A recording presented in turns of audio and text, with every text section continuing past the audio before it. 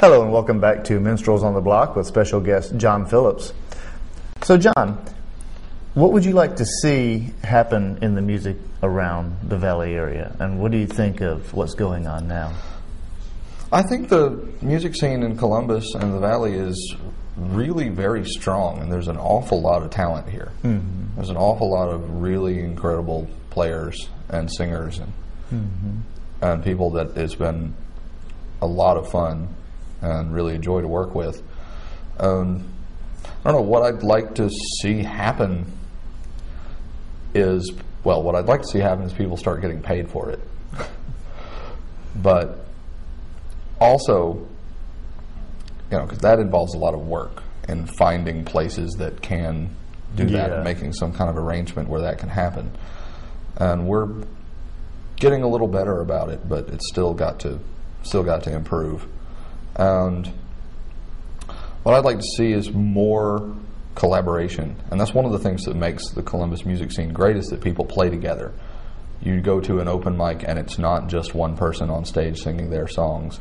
Friends will come up and play with them, and they will get together, and everybody always is helping each other out and playing on each other's songs and playing on each other's gigs. And I don't know, I've been around the country a good bit, and I have not really seen another music scene that works that way. Wow. And there are a couple of things that have made that happen.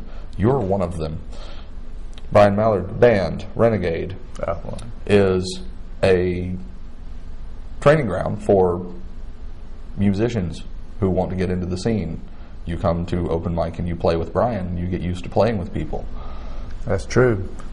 Definitely come out and play. And it's a great thing. And also guys like Henry Conley and Will Dockery that are very welcoming to everybody to come and join in what they're doing. Mm-hmm. Will, in particular, invites everyone in the bar on stage for each of his sets. And sometimes it's chaos and sometimes it's great, but everybody is participating. And I think that's a very important thing that the Columbus music scene has that a lot of other places don't. It's definitely not out in the cold. It's a very welcoming atmosphere, and for somebody who might want to play and might not be real sure, they can kind of blend into a crowd of people who are already playing in it. Yeah. Now, as far as like, it's possible to actually step out of a 9-to-5 job and get into doing music as a profession, aside from actually being discovered and hitting the red carpet. I believe that you pretty much, that is your full-time job, is playing drums for people. For the most part, I do some odd jobs on the side, and I work as a clerk for a lawyer in town, but most of my income comes from playing music. And it's been hard to get to that point because it's not a big city. Right. Columbus is a medium-sized city, and there aren't that many venues to play in, and there aren't that many acts to get on board with. Right. And all of them are fantastic, but it's been hard to get to a place where I'm playing on a fairly regular basis. Right, yeah. And what I was getting at with that is the fact that music, you know, a lot of people consider music, you know, people's dads are like, you know, get a job and put that guitar down, you know, it's a classic My dad's thing. like that. And, but as a, I guess what's the word I'm searching for? Anyway, a glimmer of hope for people who want to play music for a living, that there is a middle ground between red carpet, E-channel, and doing it as a hobby. You actually can go out and make money and make a living that way, which is really cool. Well, it's a matter of defining what you mean by making it. And making it for me is paying the bills, doing what I want to do. Right. And I'm fairly close to that point. And if you define success as something that you can do, because fame is a totally different thing, and like getting on the charts and all that is determined by factors that I can't control. Right. But I can control if I'm working regularly and if I'm able to make a living and get around. And one of the acts I play with, Joey Alcorn, is a fairly successful alt-country act. And success for us is being able to ride around the country in a van and play shows. And not have to punch a clock somewhere, not have to be back to punch a clock. Yeah. Yeah, that's a very good point. The difference between fame and making it, that's a very good point. So now you have other things too. I believe that you like to do magic. Yeah, I've been doing magic since I was 11 years old. My first show was at my father's wedding. When I was 11, I did a magic show at his wedding reception.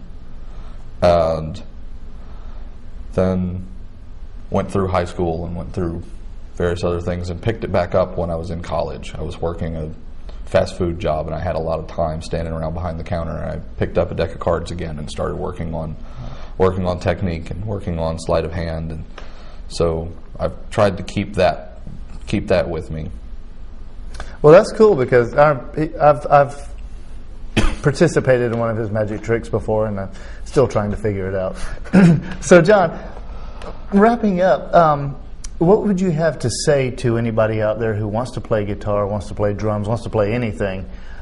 Maybe they do and they have not got to the point of making themselves come out and play, or they have it just as a dream and they're just starting. What would you say to them? Do it. If you are interested, it's worth doing. Music makes you smarter.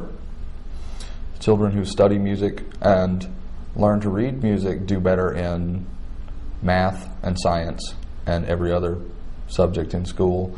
They do better in life. And it's worth doing. And even if, as an adult, if you want to get into it, it's great. It's important to find someone to play with, because as you're learning, you will learn better if you're able to see and hear things. It's important to listen to a lot of music, and that will give you a good grasp of style and hearing sounds and putting them together with your hands in a way that makes sense. So, have a support group of people and things that you listen to and things that you enjoy doing that you can always come back to. Mm-hmm. Which is what open mics are really good for around town, and there are several of them. So let's go to another of John's songs. This is a song I wrote a long time ago when I was just learning how to write songs. And I was writing a lot of music, and I had a lot of it, and I needed a certain length of line, and I was looking for inspiration in some of my books, and I came across a poem, a sonnet, actually, by Robert Frost, called I Have Been One Acquainted with the Night. And that was the line length that I needed. It was in pentameter, and it fit with the melody I was hearing. And so I started to use those lines in my song, and then I started inserting lines of my own and changing Frost's lines, and the meaning of the song developed as I was writing it, and I found out that it was about Batman, which is a very Dr. Pogo kind of thing. So this is the very first Dr. Pogo song, long before Dr. Pogo ever existed, and it's called Matches Malone.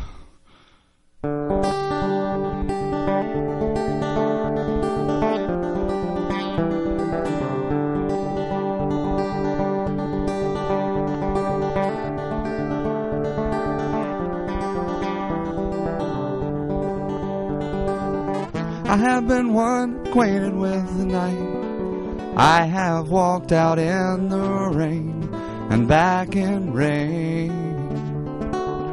I have outwalked the farthest city light, passed by the watchman, dropped my eyes, not to explain. I want to love you, times are hard and I am trying to make my way. I'd love to need you, all I do is struggle on every day. I saw you pack your bags a week ago.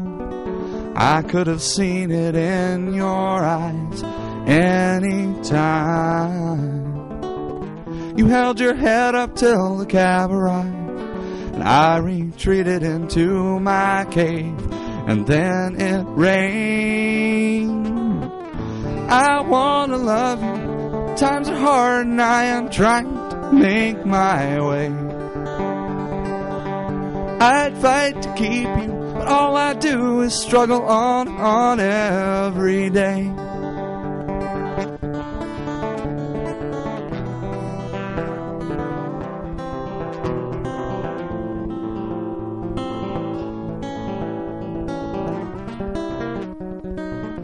And as I climb the night, I wonder if any one of you knew my name. What would you say? No one calls me back or says goodbye as I walk the unearthly heights against the sky. I want to love you. Times are hard and I am trying to make my way. I'd fight to keep you, but all I do is struggle on every day. Mm-hmm.